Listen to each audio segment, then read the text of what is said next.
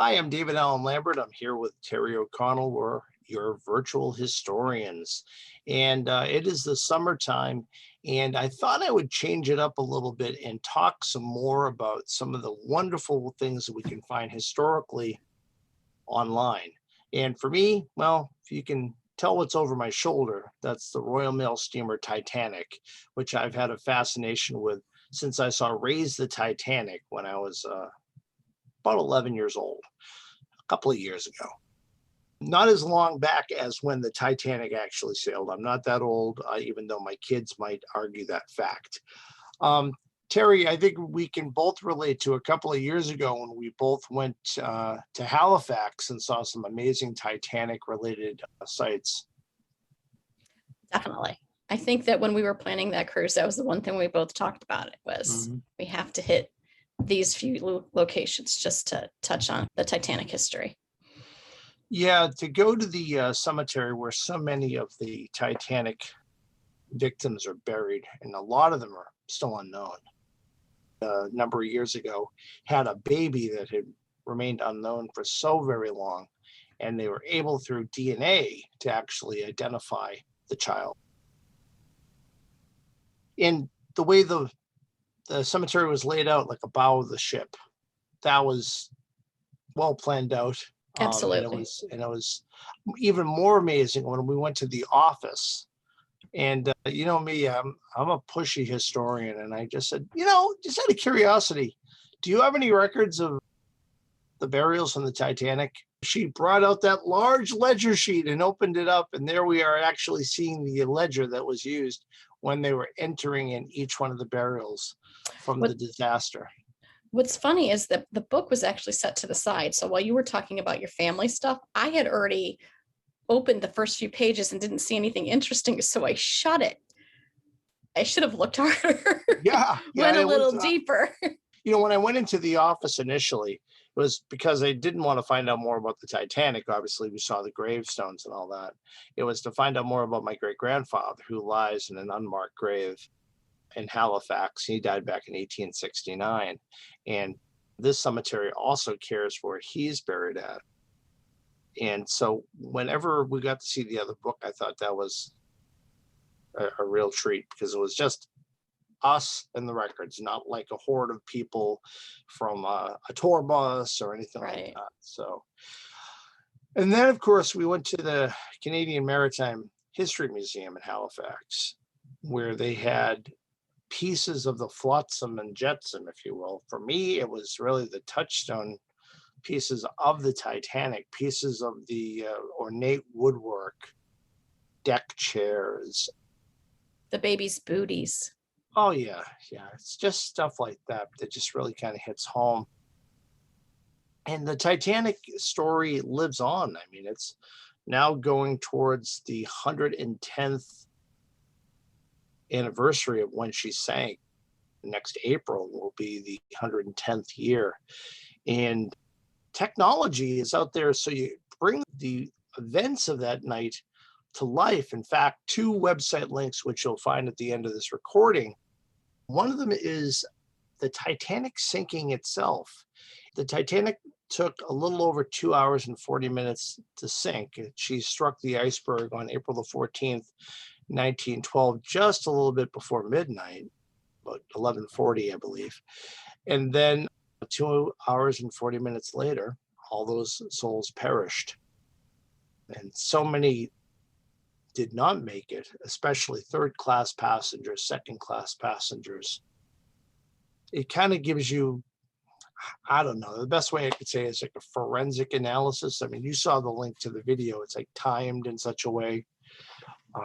It reminds me a little bit of the 1997 movie that they did for Titanic, and where they were showing the computer simulation when it was sinking and how she went up and then turned and broke and went down. So many theories over the years, and technology, and of course Bob Ballard back in 1985 and all those from Woods Hole Oceanographic Institute. I think the whole world was transfixed, because something that even God himself could not sink, the Titanic, was gone. on her maiden voyage. And I think that that stayed with people for so many years. When Bob Ballard found the Titanic in 1985 with other members of the Woods Hole Oceanographic Institute on the ship, the Nore, there were still passengers who had survived that were still alive, including even adults. And I know that I was transfixed because, this is all newsworthy now. All of a sudden, everybody's talking about the survivors. I'm thinking, wow, wait a second. That was, 1912, and here we are in 1985, and that's 73 years ago. Now we're approaching, 110 years afterwards. I would find who were living in the newspaper articles, and I'd write to them because I wanted to hear their stories. That led me to some really interesting adventures. Actually, I think I've kind of shared with you that I've met a couple of them. You have. And honestly, as I'm sitting here listening to you talk again, and we've talked about this a lot, I just have so many questions. Like, personally, I never would have thought to write to these people because, like, really, do they want to relive it? That would have been my thought. I wouldn't want to write about it and tell you about it because I don't want to relive it. Did you ever get feedback like that? Like they just don't want to talk about it? I did talk to one of the survivors on the phone that they basically had told me to basically call them.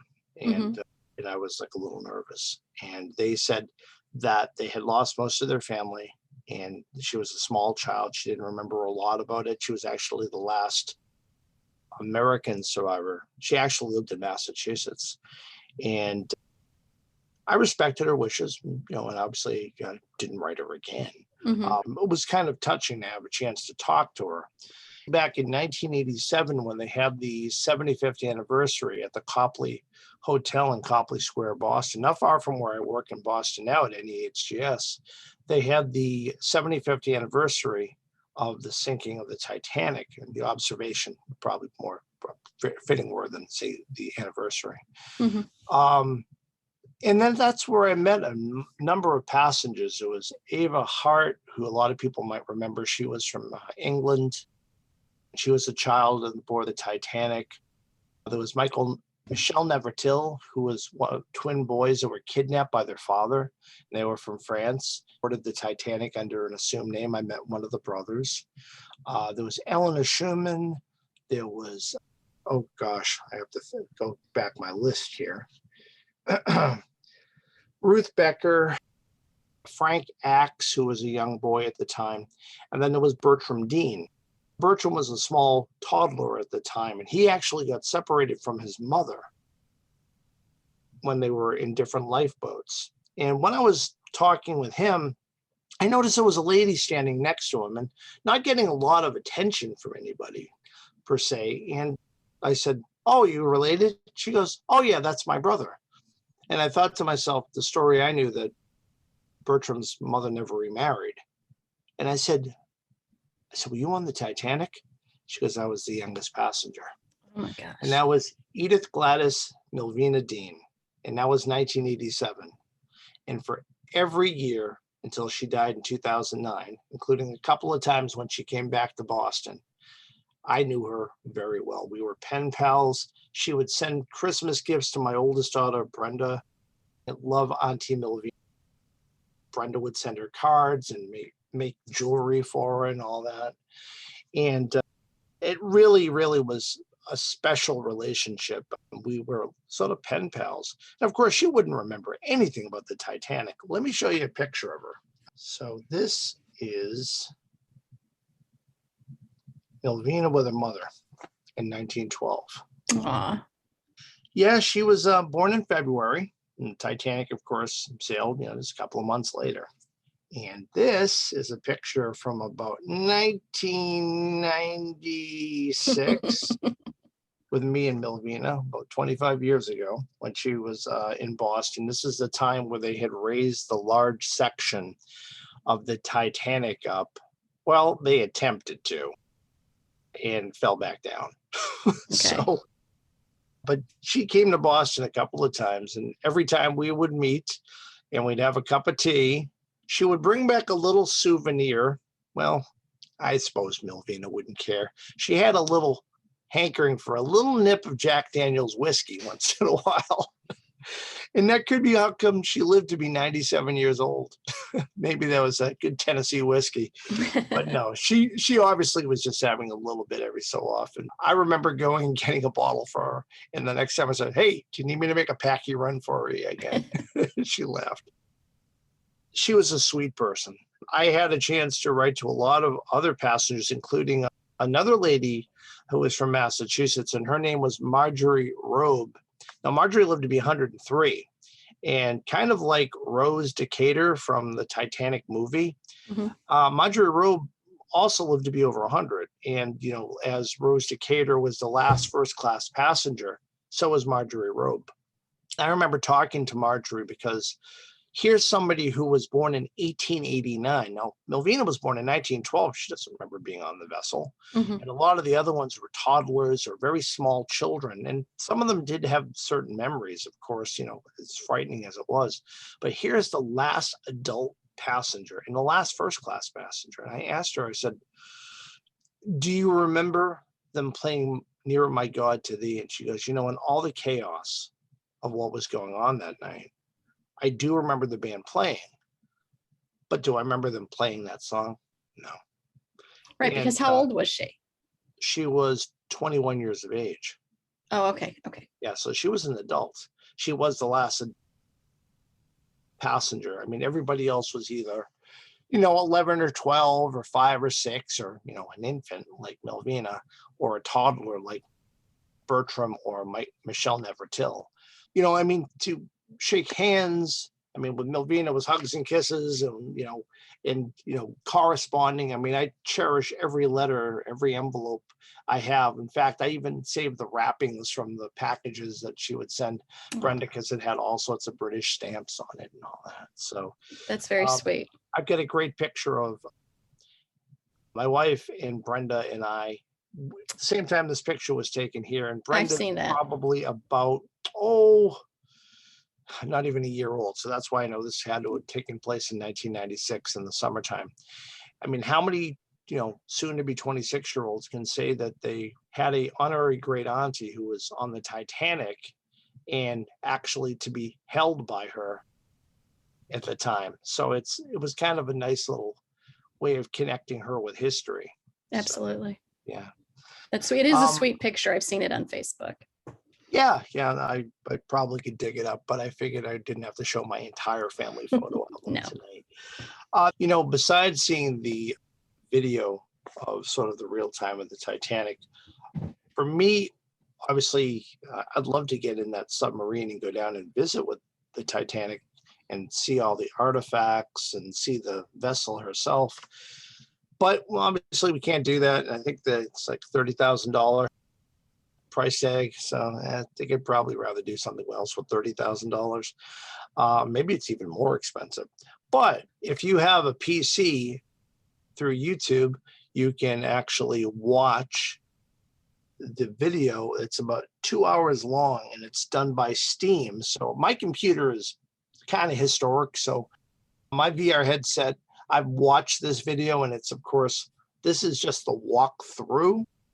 So there's really, you can't look up and down and left and right. It's basically static. So, but this walkthrough is 2 hours long, Terry, and it's already had 1.3 million views on YouTube. And so we'll have that link for you at the end of the show as well. Well, I hope that this has been an exciting overview of the Titanic and what, at least my history with it, and of course, what virtual historians could possibly do. And there's probably more things on there. And as I've said before, if you have a story that you think would be of interest, by all means, let us know. And Terry's going to give you a little bit of information about how we're going to work episodes for the rest of the summer, and maybe some of the guests we're hoping to have back on. So really quick before I go into that, I just want to say, even though the VR headset version of the walkthrough is amazing, if you want to see things firsthand, and obviously not the ship because that's not possible, I definitely recommend, if you're in Ireland, go to Belfast and see where they made the Titanic, see what they have left over there. It's an amazing tour. And also in Cove, They have a museum there as well. And it works like a lot of the Holocaust museums do. You're given a name, right? And so you get a ticket and you walk through the whole museum, and it has what the cabins look like, third class to first class. It has the menus hanging up, like what they ate, right? It's amazingly well done. And at the end, you find out whether your passenger, so the ticket you got, whether they survived or not. They had the traveling Titanic Museum of the Artifacts. And the first time I saw that was back in the 90s when it came to Boston. And that's actually when they successfully brought up the big piece. And I remember walking around and being that close to the personal effects that belonged to the passengers. And some of them were items that the person was still around, like they were descendants living, but their great grandparent may have died. One of the things that really touched me were just like the things like the shoes, the Absolutely. suitcases. Those baby booties, like it got me. Let's be serious. When you saw the shoes on the ocean floor, those just weren't random. Two shoes next to each other. That was a person. Right. Absolutely. Absolutely. Yep. So I was just going to say, those are just things that I think really you need to do. And I will tell you this, the museum in Cove is actually the old Cunard building. So it's where they actually bought their tickets for the Titanic. I went to Belfast a number of years ago, and they were building the Titanic Museum and the Northern Ireland Archives at that point in time. I went down to the docks where they built the Titanic and dry dock for Harland and Wolff, and to just stand there and just think that she was there. It was almost like with the connection of having been interested in it now for well over 40 years. The Titanic has always had a strong connection to me, and of course having a dear friend for over 20 odd years that was part of that story will always be part of my family story now. Right. Well, just as a reminder, when we do the transatlantic, we're going into Cove. So we'll make sure to do the museum tour there, because you have to do it while you're there. Well, I know when I'm going to cross the Atlantic, this is my first time. I know we're not going near where the Titanic sank, but when we're about that line of longitude, I will definitely be thinking of them. Absolutely. Yeah. So those are my just little bits I wanted to add. But so let's talk about the rest of the summer real quick. Yeah. As we said in the last episode, we're going to be kind of slowing down for the summer, but that doesn't mean we're not slowing down and looking for ideas. So we would love to hear from you and to find out what episodes that you liked, which ones maybe you didn't like so much, any particular guests you'd like to have back on, or maybe you would like to be a guest, because the best way to make virtual historians really work for you is to actually make it part of your story. So as a historian or an archaeologist or a genealogist, if virtual historians can be part of expressing your story or the work you're doing, I think, Terry, you probably agree with me. This is how people can get their story out. Absolutely. It's like when we had Shannon on and she shared the story of Shooter's Hill, right? And that all started because she took her kids to the archaeology dig there. So any piece of history can be talked about if you're working with it or you're touching it. Right. And maybe something as personal as your own story. It doesn't have to be like Daniel Horowitz, we've had a couple of times from My Heritage, talking about their product that they have for photography and bringing photographs to life. And sometimes it's archaeologists or, historians or genealogists sharing where technology and history kind of come together. And that's what Virtual Historians is all about. And we're really delighted that you've been a part of our adventure for the past number of months that we've been on, as we're approaching probably our year anniversary coming up. Not February. Yeah. Well, a few months down the road. Time flies when you're having fun. It does. It does. So the rest of the summer, like we said on our last episode, the episodes are going to be sporadic because most of the archaeologists are out there working now. In the background, we're going to be working on the website, looking to put together a better logo gear shop for our bands. We're also going to be working on some reviews for some products that we've talked about in the past so that we can give input on what we think. So that was Forever, Clan View, and we gave many reviews for My Heritage as we talked about them, but those are the two that I was thinking about. So just be patient as they come through. And then when the new season comes in, of course, we're going to try to get them back to weekly. In the meantime, we are definitely looking for people who want to be guests in the next coming season. If you're touching history, we want to hear from you. If you're finding things from history, we want to hear from you. If your kid found a sword in the mud, we want to hear from you. They're all just great stories. If you found a ship while you were on vacation, send us an email. Don't forget, if your kid pulls a sword out of a stone, let us know. We want that breaking story first. Absolutely. Absolutely. All right. Well, until next time, this is David and Terry, virtually yours, signing off.